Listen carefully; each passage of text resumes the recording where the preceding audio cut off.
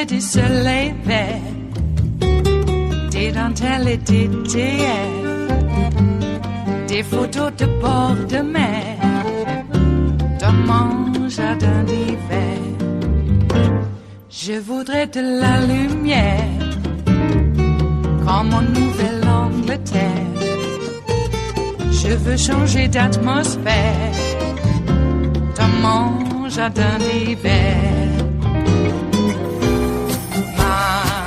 Ma fleur sous la pluie de novembre, tes mains qui courent, je n'en peux plus de t'attendre. Les années passent, il est loin, là je tombe. Nul ne peut nous entendre. Je voudrais du Fred Astaire. California is the most populous state in the country. The only attorney general in the whole country who runs a larger operation than the attorney general of California is the attorney general of the United States. California is just enormous, right? 40 million people. And in 2011, when Kamala Harris became attorney general, when she took the reins of California's justice system, the state at that time was just going through the bottomlands. In terms specifically of the massive housing crisis that was brought on by the financial crash of 2008 and the ensuing Great Recession. Millions and millions of Americans forced out of their homes, having their homes foreclosed on. And of course, this was not a natural disaster. This was brought about by bad behavior, by banks and mortgage lenders behaving in a wildly, terribly destructive way. Right? These terrible, deceptive, predatory practices from banks and mortgage lenders. The foreclosure crisis hit California harder than any other state. A fifth of the nation's foreclosures were in California alone. But the crisis did hit all 50 states. And when Kamala Harris became Attorney General in California, at that time, the attorneys general in all of the 50 states were engaged in this group effort to try to get help, to try to get compensation for homeowners who had been screwed over by the bad behavior of the industry. All the attorney generals in all 50 states were trying to reach a cash settlement with the country's 5 largest mortgage servicers. And in 2011, Kamala Harris, the brand new attorney general of the country's biggest state, the state with the most foreclosures, she was immediately and very visibly at the forefront of that effort, right? States were desperate to get money from these giant banks. They were desperate to get some relief from people who had been foreclosed on and kicked out. Frankly, at a political level, the Obama administration in Washington really wanted some kind of settlement with those big mortgage servicers that they could tout as a victory, right? With the financial pain of the recession dragging on, they wanted the banks and the mortgage lenders to have to pay some price to help people out some way. They were rooting for that settlement. But less than a year into her tenure as California's Attorney General, 9 months into her time on the job, it seemed like a deal for some kind of financial relief from these mortgage giants might be near at hand. These mortgage groups put a multi-billion-dollar settlement offer on the table to the 50 states. And Kamala Harris, as Attorney General in California, did something kind of astonishing. She looked at that multi-billion-dollar offer to the states from the mortgage lenders, and she said no. She walked away. Left the table, said that offer, sure, was multiple billions of dollars, but it was nowhere near good enough. California, in this deal, for example, would end up with just a couple of $1 billion, which is a ton of money, but was a drop in the bucket compared to the scale of the crisis. And so she walked away and said, no, we're not taking that deal. And people freaked out. I mean, in California and across the country, critics said, with what Kamala Harris just did, with her walking away from this, I mean, California is going to have to start all over from scratch negotiating with these guys. That's going to delay any settlement.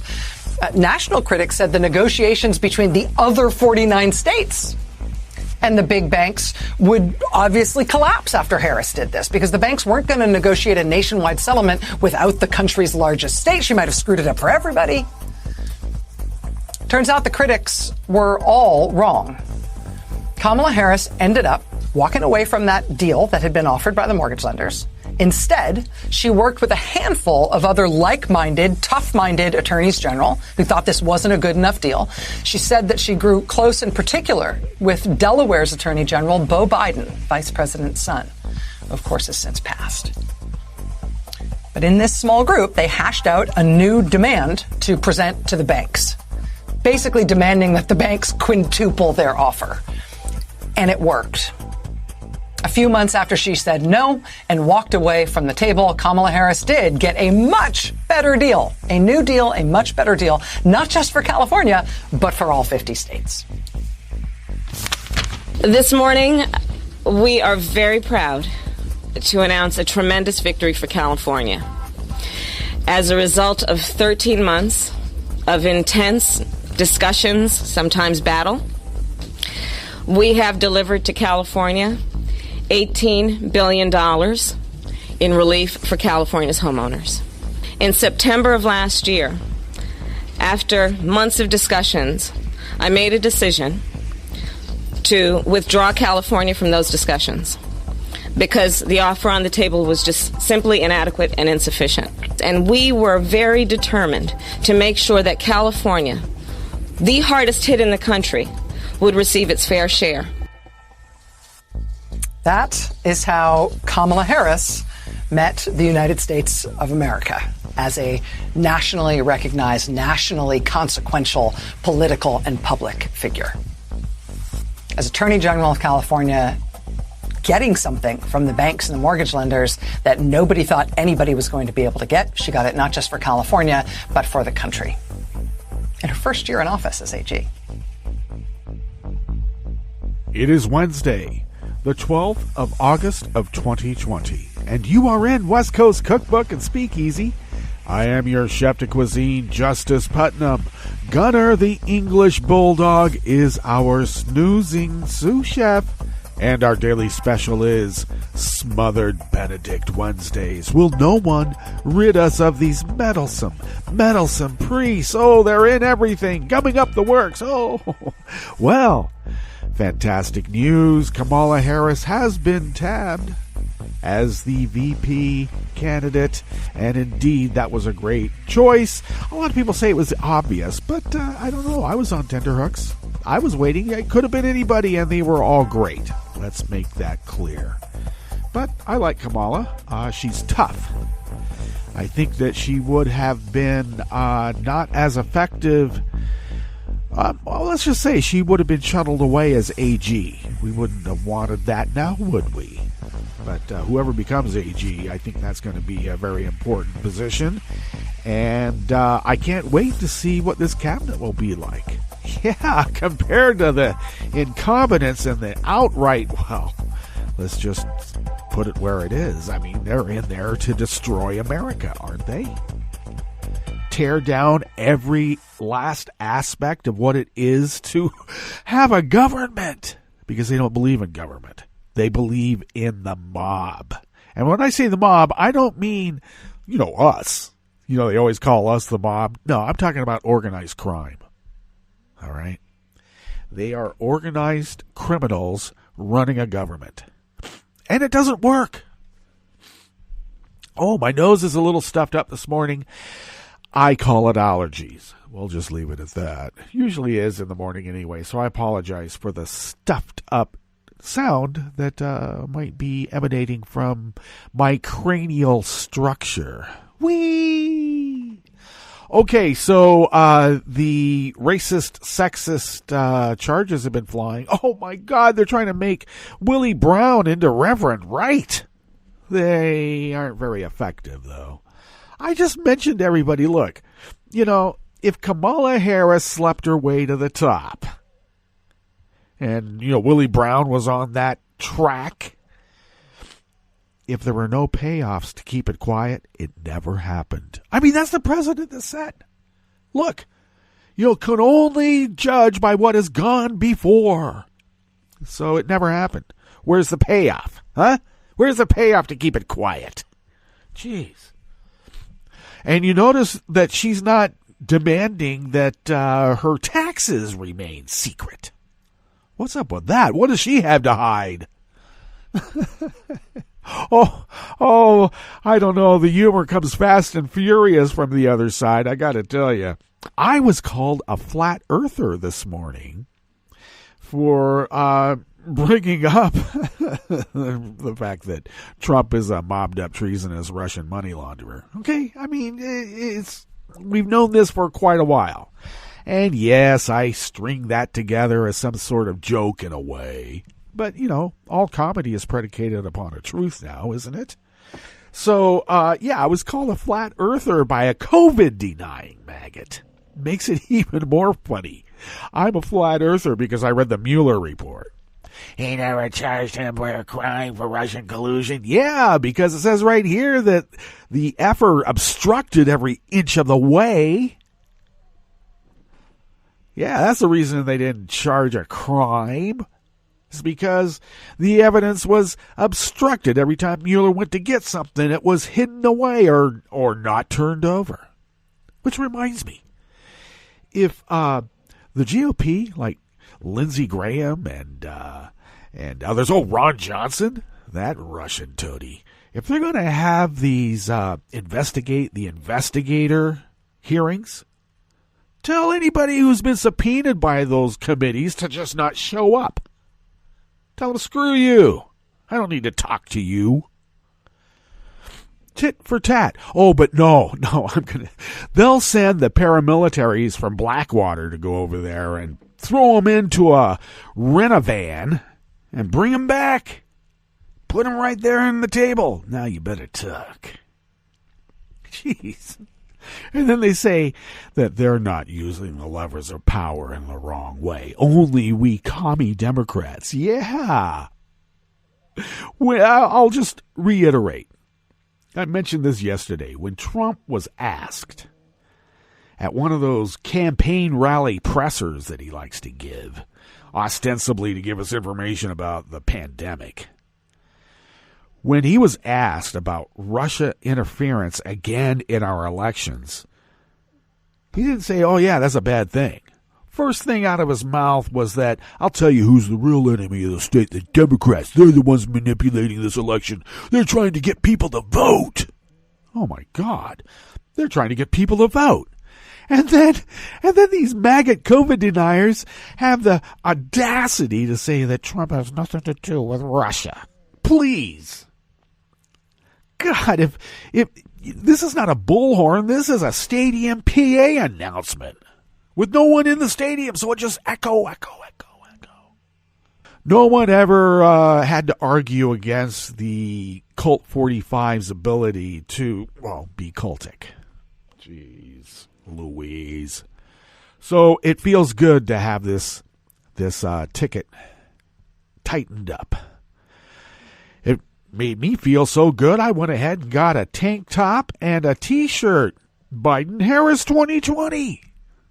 Supposed to get here on Monday. We'll see, because, the last mile is delivered by the USPS now. And you know what's been happening with our mail? They better throw some people in jail. I hope Joe doesn't pull a Nancy and say, we got to look forward and, not think back. No!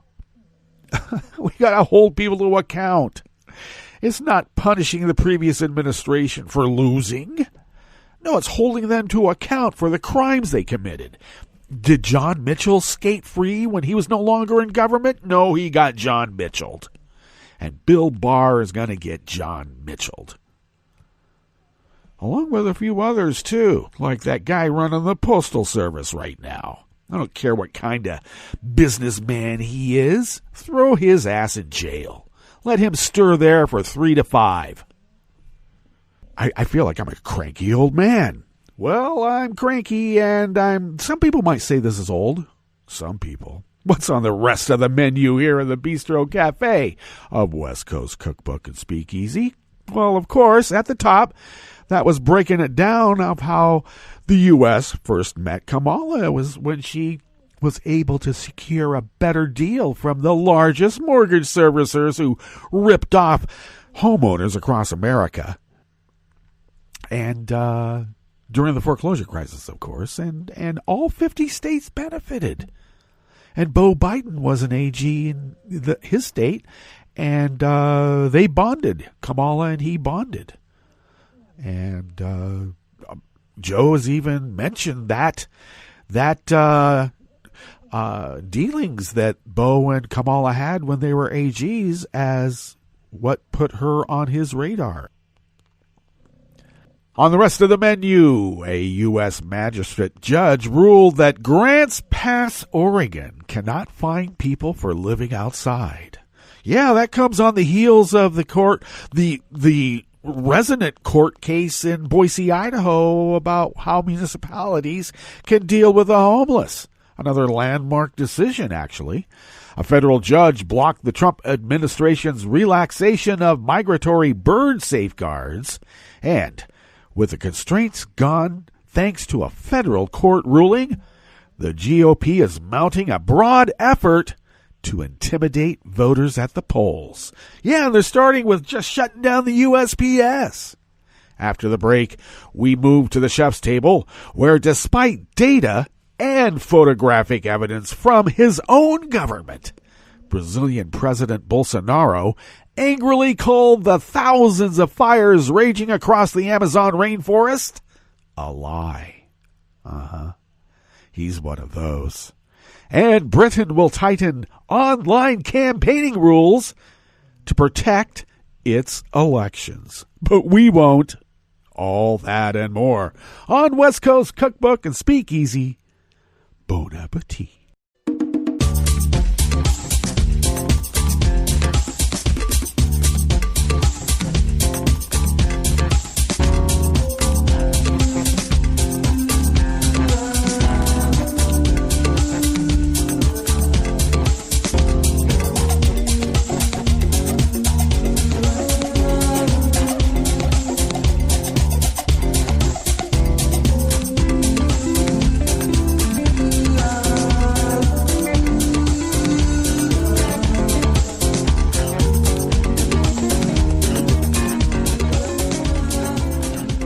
At the bottom of our homepage at netrootsradio.com, to the rightish of the page is our chat room link, monitored by Kelly Lincoln. But once again, our host line will be open, our Skype host line, and of course, the phone number for that and ways of getting connected are on our homepage at netrootsradio.com.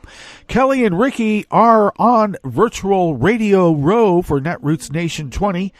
And wonders of wonders, we will be streaming the keynote speakers on our Facebook page. And Mary, I believe it's Mary over there at Netroots Nation, is getting the streaming permissions out to everybody. And I believe Periscope is the platform on which Twitter could be used. And we're looking into getting our Twitter, Netroots Radio, at Netroots Radio on Twitter. We're looking to get hopefully the keynote streamed on there as well. But for now, we will be streaming the keynotes live as they're happening. That's how it is, live from Virtual Netroots Nation 20 on our Facebook page. So that's Netroots Radio on Facebook. So look that up and stay tuned, because today is when things really start happening, and then tomorrow it's really going to be happening. Alrighty, so if you would then look to the leftish from the chat room link at the bottom of our homepage at netrootsradio.com, you will notice our Patreon page. And of course, all these platforms demand we pay them money. Damn them. Well, it's kind of a quid pro quo, isn't it? We give them some money, they give us a service, or they give us a service and we're supposed to give them some money. It seems to have been working for generations, so we're going to continue that custom. And I got to tell you, it's been a pretty good strategy, because we've been able to fly under the radar and continue resisting as the founders originally intended for us. And we have been unable to do it without your generosity. If you could afford a espresso-type coffee drink, if you could afford the cost of that and send it our way once a month, I can assure you we are quantum mechanics in being able to stretch these dollars beyond measure. And I always heard that if they're not measurable, it doesn't exist. But you know what? On the quantum level, things are really strange. Very strange. And we are able to stretch those dollars. And here in the macro world, we're able to pay our bills. Wonder of wonders. Thank you for your generosity in allowing us to do that. If you would like to follow Netroots Radio on Twitter, do so at Netroots Radio. And hopefully we can stream through Periscope, figure out how to do that, get Tom on board too. He's been pretty busy with Oregon politics. Okay, we got a lot of stuff going on here that goes pretty much under the radar too, but very important. And thank you, Tom, for taking care of all the things that you take care of. Thank you. Anyway, we'll try to get the live stream of the keynote speeches and presentations on Twitter as well. If you would like to follow me on Twitter, you do so at Justice Putnam. I post the show notes and links diary on Daily Co's about 10 minutes before showtime and get that linked up on social media. And the show notes and links are very important because, we kind of go off here. You need to get back to the actual source material to find out what was really the story, without all the comedy. I think it's comedy. If you would like to follow the show on Twitter, do so at Cookbook West, and pick up podcasts by way of Spreaker, Stitcher, TuneIn, iHeart, YouTube, iTunes, etc., etc., etc. Okay, let's dive into this first offering here because this is, it does pretty much piggyback on the Boise, Idaho precedent-setting court ruling. And, anonymous worker bees at the Associated Press bring us this reportage. An Oregon city has joined Boise, Idaho, in eliciting a precedent-setting court ruling that could change how cities nationwide cite and fine people living outside. That's a nice way of saying that they're homeless.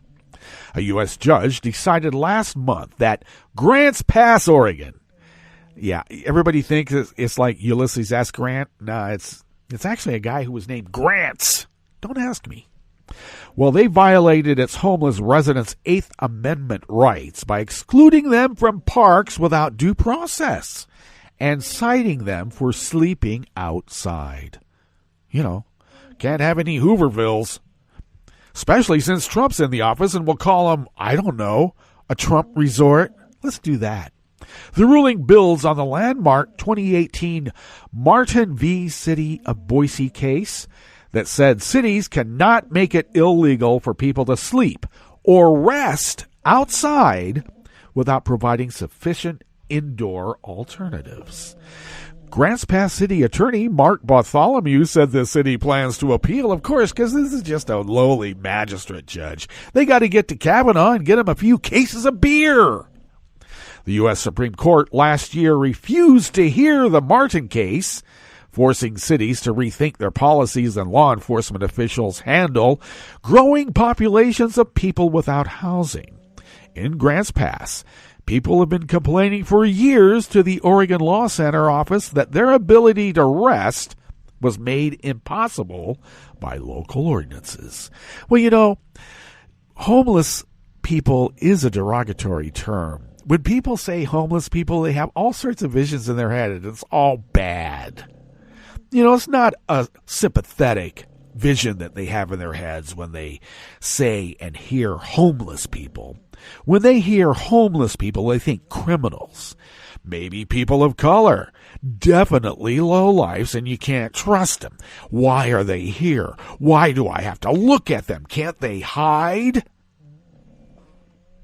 Well, it's kind of hard to hide when you don't give them any place to hide now, is there? Damn it.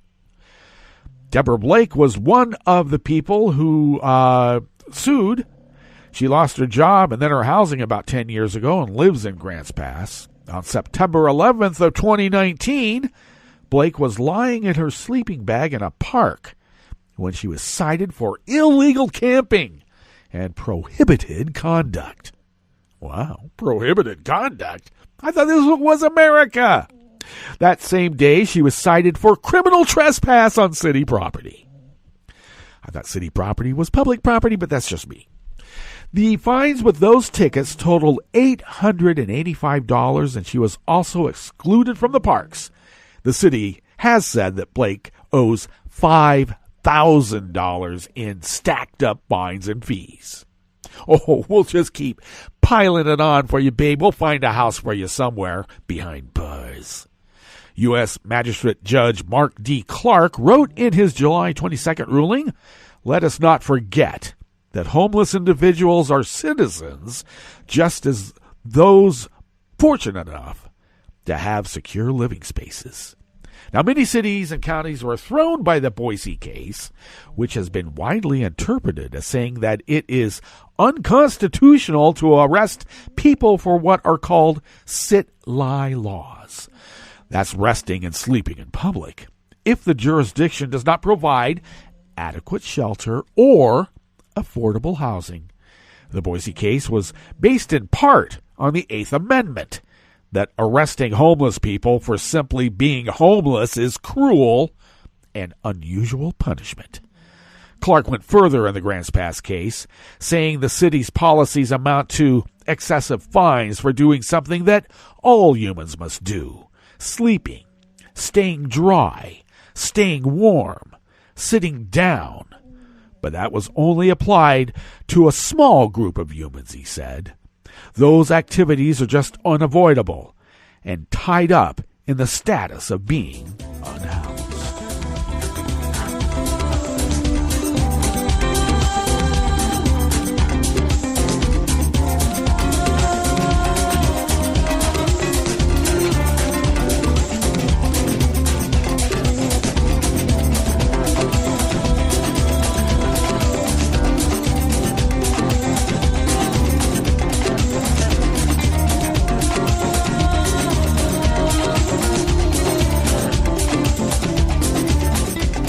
Steve Gorman of Reuters brings us this next offering here in the Bistro Cafe of West Coast Cookbook and Speakeasy, Smothered Benedict Wednesdays. A federal judge in New York sided with environmental groups in striking down a Trump administration decision to roll back U.S. government protections for migratory birds that made it illegal for nearly 50 years to inadvertently kill them.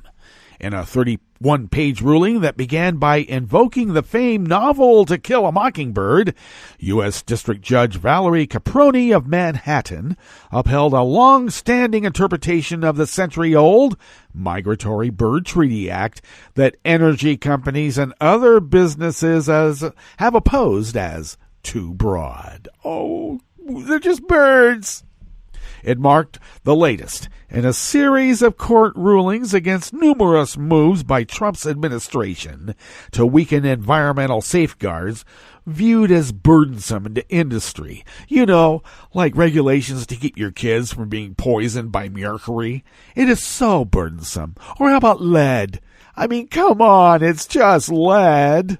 Caproni's summary judgment held that a December 2017 Interior Department legal opinion by a Trump appointee reinterpreting the 1918 Migratory Bird Statute violated the Federal Administrative Procedure Act. In other words, it wasn't, career people. It wasn't people steeped in the law. It wasn't people who knew anything about environmental law. It was some toady put there to destroy the program, to destroy the agency, to destroy America itself. It is not only a sin to kill a mockingbird, it is also a crime, the judge wrote. That has been the letter of the law for the past century. But if the Department of Interior has its way, many mockingbirds and other migratory birds that delight people and support ecosystems throughout the country will be killed without legal consequence. At stake in the case, brought by several conservation groups and 8 states, was a policy in effect since the early 70s defining an illegal taking under the Migratory Bird Act as an action that caused the death of a protected species, whether deliberate or accidental. The policy was also codified in a memorandum issued by the Interior Department at the very end of the Obama administration, and that is why Trump has to get rid of it. Anything that stinks of the black guy, he has to get rid of. He has to rub it out. Newly appointed Interior Department lawyer Under Trump, Daniel Giorgiani suspended the Obama-era opinion. Giorgiani's own memo stated that the taking prohibition had been misconstrued to prosecute those who kill birds incidentally as part of doing business, but were really designed to prevent poaching and hunting without a license. Giorgiani held that the law applies only to direct and affirmative purposeful actions that destroy migratory birds, their eggs, or their nests. But Judge Caproni wrote that the Giorgiani opinion is simply an unpersuasive interpretation of the 1918 law's unambiguous prohibition on killing protected birds.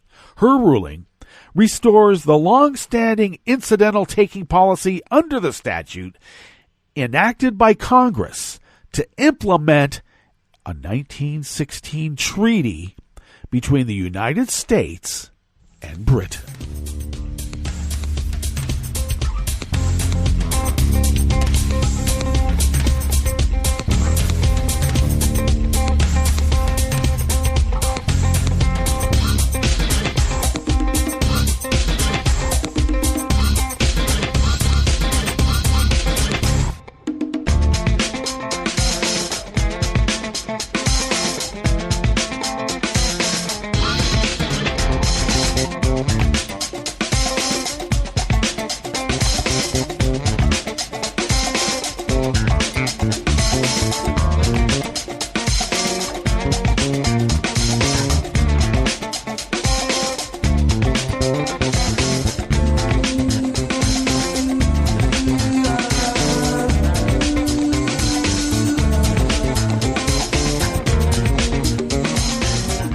Eric Tucker and Nicholas Riccardi of the AP bring us this final offering here in the Bistro Cafe of West Coast Cookbook and Speakeasy. For years, the state of Pennsylvania has had strict rules about who can stand in polling stations and challenge the eligibility of voters. The restrictions are meant to limit the use of poll monitors long sent by both parties to look out for voting mishaps, but at times is used to intimidate voters. In June, the Republican National Committee and the Trump campaign sued to ease those rules, saying they imposed arbitrary limits on the party's ability to keep tabs on the voting process, no matter where it occurs.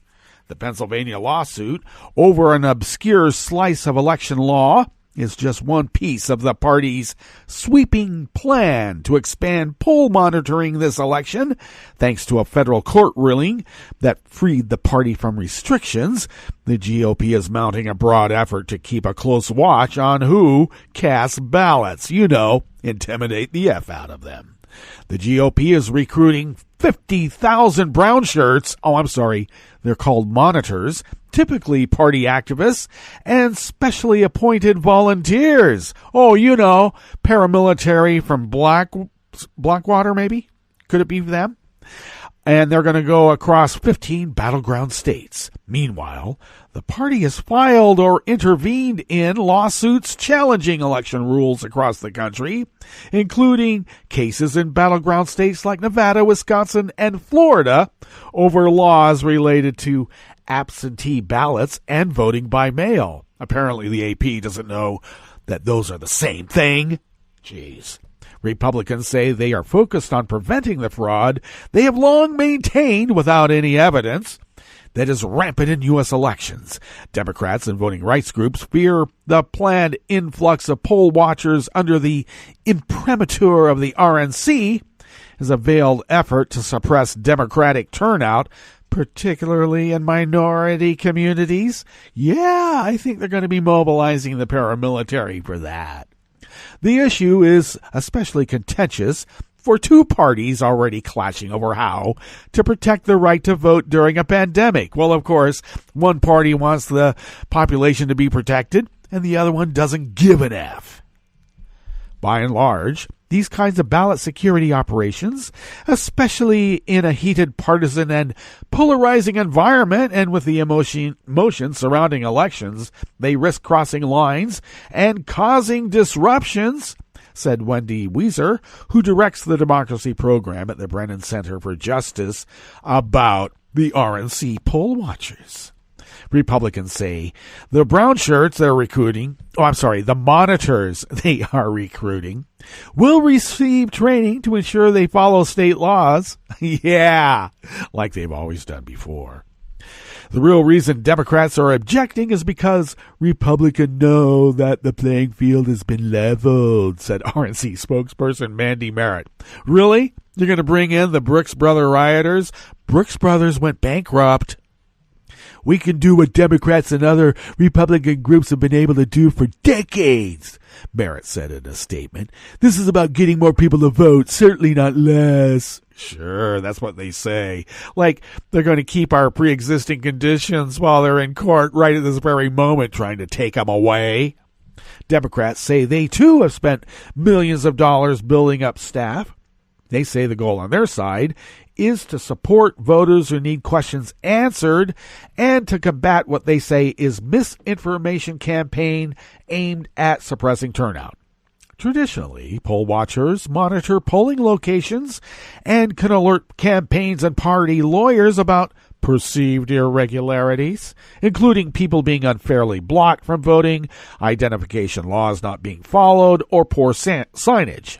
In some states, citizen observers can lodge challenges against individual voters, kicking ballots to a review board or forcing them to be counted provisionally until the complaint is settled.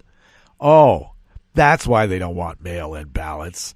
They need to intimidate physical people physically at the polls, and when that doesn't work, they'll just challenge the ballot, throw it into the provisional pile.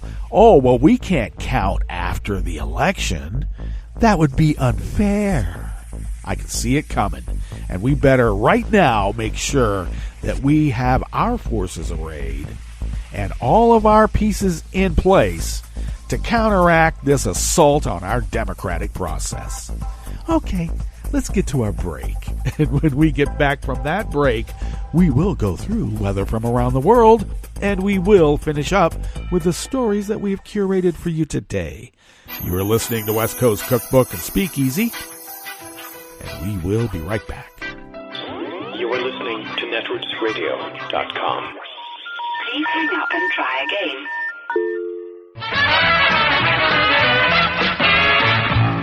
From a point at sea to the circles of your mind, a new force is at work for planetary transformation.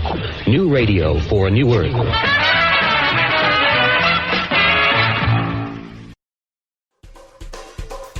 This is Scientific American's 60-Second Science. I'm Jason Goldman. Got a minute?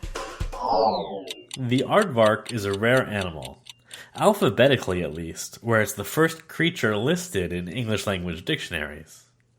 And they're usually rarely seen in their African home. But that's because they're nocturnal, solitary, and live in underground burrows. They're actually fairly common, and in recent years they're being seen more frequently. While that may be fortunate for tourists and wildlife enthusiasts, it's not really good news for the aardvarks themselves. Southern Africa is becoming gradually hotter and drier due to climate change, which is occurring there more rapidly than in other parts of the world. And I therefore chose to dedicate my PhD to investigating how climate change affects the aardvark in the hottest and driest habitat in Africa in which they occur, which is the Kalahari semi-desert. Nora Weyer, from South Africa's University of the Witwatersrand. For more than 3 years, she and her team followed the activities of a dozen aardvarks in the Kalahari via tiny tracking units they implanted in the animals. Aardvarks generally sleep during the heat of the day and emerge during the cooler nighttime hours to eat ants and termites. But Weyer found that during a drought, they were likely to be active during the day. The Kalahari is always arid, but one summer a lack of rain caused a big vegetation die-off. Ants and termites disappeared, which made the aardvarks go hungry. Usually, the period of the year during which very little food is available is winter. So if you come out during winter day, it's nice and warmish and not too hot. During the cold, dry winter, A hungry aardvark has trouble regulating its body temperature to stay warm. The survival strategy they evolved is to become more active during the day when it's warmer outside. But Weier's aardvarks were going hungry during the summer. Their strategy of being active during the day, which is a smart move during the winter, became a trap during the summer. They faced hunger, heat stress, and dehydration. The findings are in the journal Frontiers in Physiology. These energy-saving mechanisms that aardvarks showed were not always enough for them to save energy during droughts. And several aardvarks of our study and also other aardvarks died. Climate change is expected to bring more frequent droughts and heat waves to the Kalahari, and aardvarks might not be able to cope. Aardvarks are ecosystem engineers. Their burrows are used by warhogs, porcupines, meerkats, and even by endangered pangolins as shelter from heat and cold. If aardvarks can't survive a hotter, drier Kalahari, what does it mean for the rest of their ecological community? Thanks for the minute. For Scientific American's 60-Second Science, I'm Jason Goldman. Hi, I'm Tom Hartman, and since you're listening to netrootsradio.com, show your progressive side and go to the donate button on the bottom of the homepage. It's progressives like you who power Netroots Radio and keep the progressive message beaming everywhere 24 hours a day. Just go to our donate button at the bottom of netrootsradio.com. Thank you for keeping progressive radio at full power.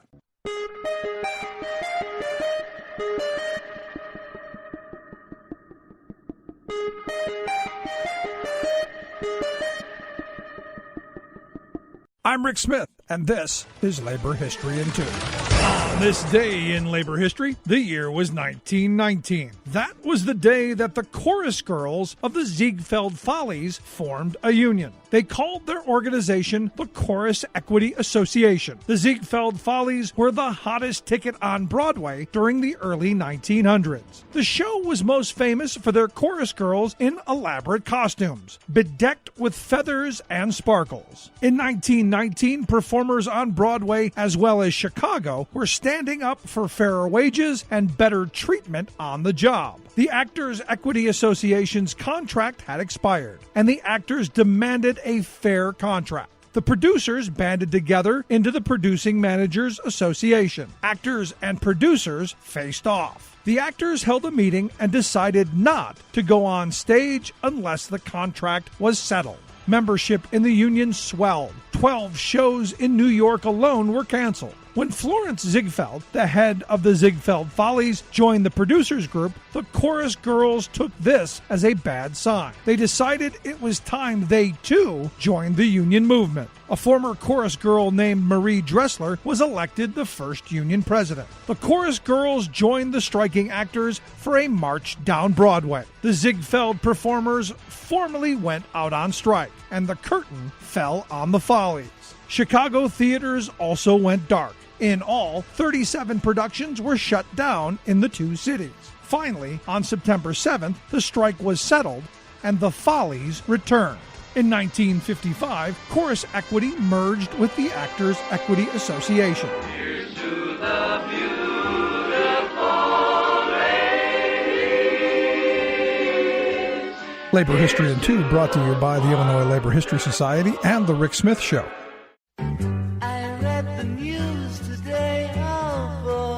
It's time for Nicole Sandler's What's News from NicoleSandler.com and the Progressive Voices Network. Democratic Party ticket is set. Presumptive nominee Joe Biden announced his choice of Kamala Harris of California to be his running mate. Yeah, that's a ticket. Yeah. The daughter of Indian and Jamaican immigrants, Harris will be the first woman of color on a major party ticket. The choice is notably historic as the U.S. is experiencing nationwide protests against racial injustice.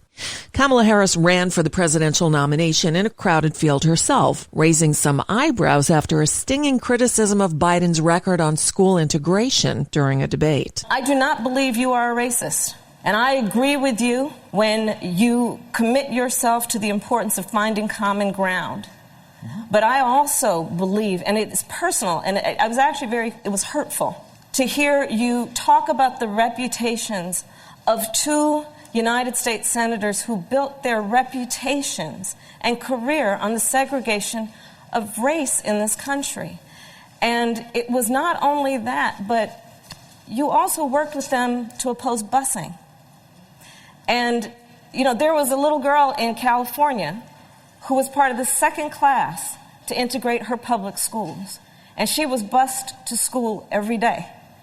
And that little girl was me. Although Trump reacted with his typical lies and attacks, Senator Harris earned a reputation for aggressively questioning Trump administration officials and nominees in Senate hearings. She was extraordinarily nasty to Kavanaugh, Judge Kavanaugh then, now Justice Kavanaugh. She was nasty to a level that was just a horrible thing, the way she treated now Justice Kavanaugh.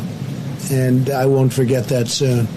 So she did very poorly in the primaries, and now she's chosen. So let's see how that all works out. Despite Trump's assertion that Harris is, quote, just about the most liberal person in the U.S. Senate, she's actually more moderate, not doing much to help Biden with progressives on his left.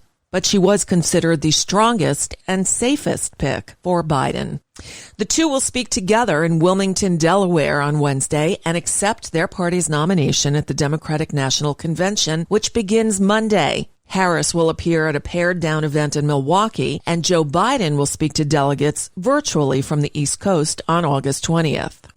So the DNC has released its schedule for the upcoming, scaled-back, fully virtual convention. TV coverage has been pared down to 2 hours each night. It all begins Monday with Bernie Sanders, John Kasich, Amy Klobuchar, and Michelle Obama. On night 2, Tuesday, the speakers include Chuck Schumer, Alexandria Ocasio-Cortez, former President Bill Clinton, and future First Lady Jill Biden.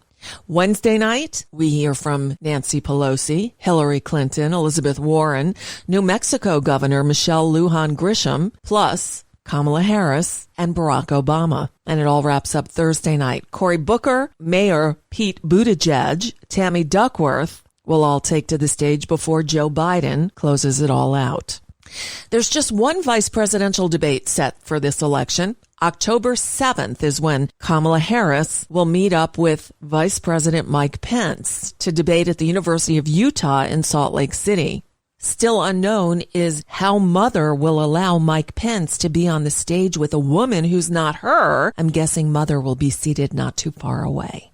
So what happens to Harris's Senate seat if Biden and Harris win the election in November? Then California's Governor Gavin Newsom would choose someone to fill the Senate seat until January 2023.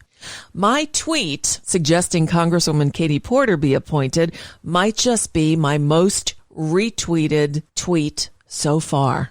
Moving along, as the coronavirus rages across the country and Donald Trump keeps downplaying its dangers, the U.S. government has reached a $1.525 billion deal with drug manufacturer Moderna to produce and deliver 100 million doses of their forthcoming COVID-19 vaccine once it's approved. This is one of a few big pharmaceutical deals made under the Trump administration's Operation Warp Speed, their push to get vaccines and therapeutics to market as soon as possible. Their stated goal is to get a vaccine to Americans by the end of the year. Meanwhile, Russia is looking to beat that time frame and says its unproven vaccine could be available to other countries by November. But medical experts worry there isn't enough data to back up its safety or effectiveness. The director of the National Institutes of Health has issued a staunch warning against trying to release a vaccine earlier than safely possible for political reasons, saying it, quote, cannot be allowed to happen. Donald Trump, listen up. Tuesday was primary day in a few states, including Minnesota, where Congresswoman Ilhan Omar easily won her primary against 4 challengers, most notably beating back her main opponent, Antone Melton Moe, by more than 15 points. But on the other side of the coin, in another high-profile primary, controversial Republican candidate Marjorie Taylor Greene, known for her support of the QAnon conspiracy theory that asserts that Trump is fighting deep state, Satan-worshiping saboteurs who traffic children for sex. She won, defeating an equally pro-Trump neurosurgeon named John Cowan. Green was ahead by about 15 points early Wednesday when they called the race. She's all but wrapped up the election in what is a very deep red district. Now, this is interesting. New Zealand's Prime Minister Jacinda Ardern on Tuesday announced that she had ordered a new lockdown. This after confirmation of 4 new COVID-19 cases, the country's first in 102 days. All of the cases came from the same household in Auckland, New Zealand's biggest city. The lockdown will last from midday Wednesday through midnight Friday. Schools, most businesses, bars, and other non-essential places will be closed. It'll be interesting to see if this does anything to, once again, eradicate the disease that had been effectively eradicated from New Zealand back in June. And that's just a bit of what's news for now. I'm Nicole Sandler. If you appreciate these reports and the Nicole Sandler Show, I hope you'll consider making a contribution. My work is 100% listener supported, and I can't do it without your help. Find out more at NicoleSandler.com, and please click on that donate button.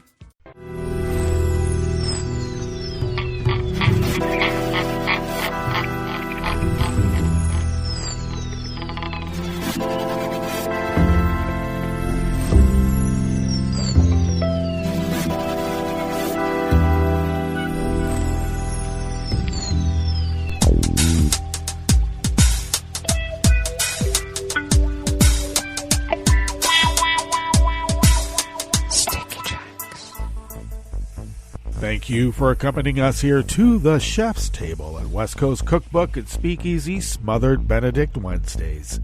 We always begin weather from around the world along the banks of the Rogue River and the Rogue River Valley of Southern Oregon, on the west coast of the continental United States of America, where it is currently 59 degrees Fahrenheit, expecting a high in the mid-80s, a tad cooler than what we had yesterday. Some clouds this morning will give way to generally sunny skies in the afternoon. Winds out of the northwest at 5 to 10. Overnight lows in the mid-50s to low 60s. Winds out of the northwest at 5 to 10 miles per hour. And expecting highs near 90 tomorrow, with winds out of the northwest at 5 to 10 and sunny conditions throughout the day. We are getting reports of an active heat advisory for this weekend, expecting highs around 110 in the Rogue River Valley and Applegate Valleys. So if you're around here, boy, stay in the shade. All right, it looks like barometric pressure. Confirmed cases of coronavirus in Jackson County of Southern Oregon has gone from 477 to 486 overnight, with deceased still only listed at 2. Grass pollen is rated low here at the mothership. The air quality index in the region is good at 27 parts per million, and the daytime UV index is very high at 8. Barometric pressure is rising at 29.99 inches. Visibility is at 9 miles, and relative humidity is at 59%. Weather from around the world is brought to you by people's personal weather stations that they purchased. These people planted these purchased personal weather stations somewhere on their property, and these people positively live around the world. They have their P-tapes. I have mine. London is 91 and partly cloudy. Ugh, sounds muggy. Paris is 94 and sunny with a heat advisory. No one stays in Paris during August except there's a pandemic going on now. Rome is 93 and sunny with its own heat advisory. Kyiv is 67 and fair. Kabul is 86 and fair. Hong Kong is 79 and mostly cloudy. Tokyo is 83 and mostly cloudy. Sydney, Australia is 55 and partly cloudy.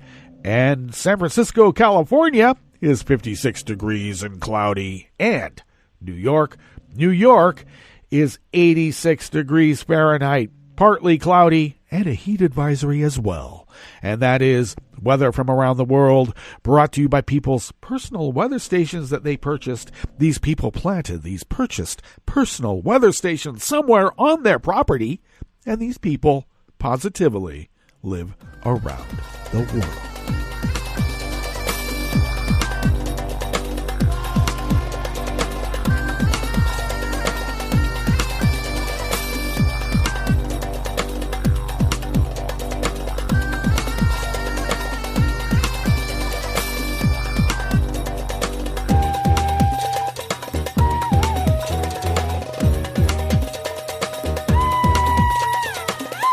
Spring and Maria Carolina Marcelo of Reuters bring us this first amuse-bouche here at the chef's table at West Coast Cookbook and Speakeasy.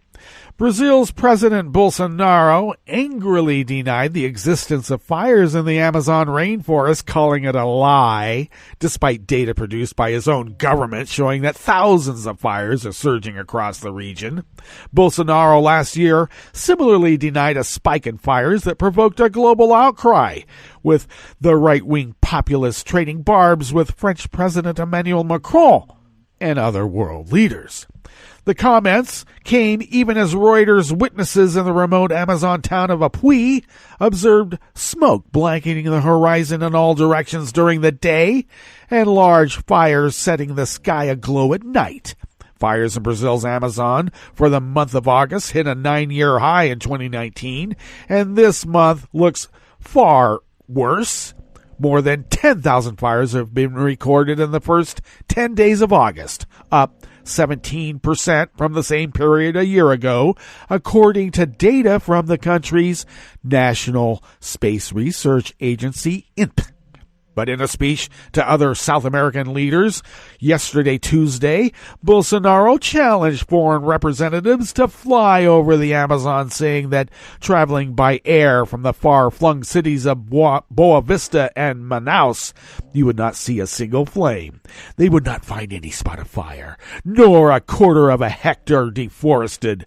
The former army captain told a meeting of members of the Leticia Pact, an agreement between the Amazon countries to protect the rainforest. This story that the Amazon is going up in flames is a lie. We must combat it with true numbers. And when they flew over the Amazon, it was ablaze.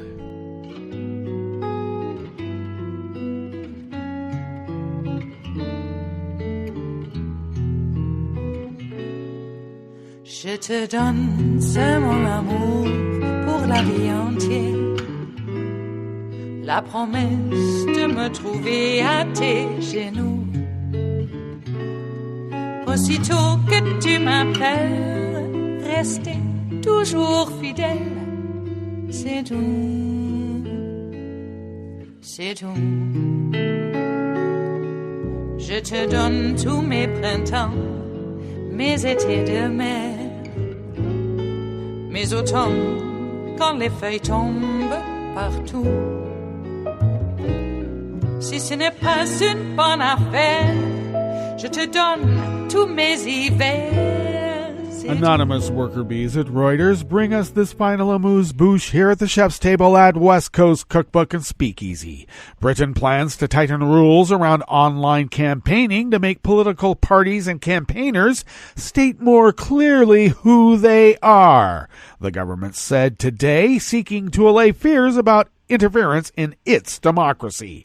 The security of Britain's electoral system has been questioned by lawmakers who say outdated rules, last updated nearly 20 years ago, have left loopholes which allow disinformation to flourish and let other countries influence results. The government has acknowledged a need for updated laws to defend the democratic process from foreign influence. In July, ministers accused Russian actors of seeking to interfere in the 2019 election. The proposals will require online campaign material to carry an imprint stating who is promoting it and on whose behalf, bringing the rules for digital campaigning in line with existing regulations covering printed election material. Well, that brings us to the end of our broadcast period for the day. But, of course, you know we'll meet up tomorrow for Metro Shrimp and Grits Thursdays. So do stay tuned to Netroots Radio all day and all night for all the breaking news as it breaks and Netroots Nation 20. So do stay tuned to Netroots Radio, and we'll meet up here tomorrow, right here in West Coast Cookbook and Speakeasy. Bon appetit.